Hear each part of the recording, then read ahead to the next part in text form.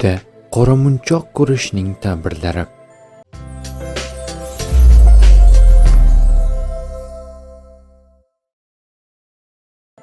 Ibn Sirinning aytishicha, tushda ko'rilgan qoramunchoq shubhali moldir. Farzand kutayotganlar uchun farzand tug'ilish ishorasi.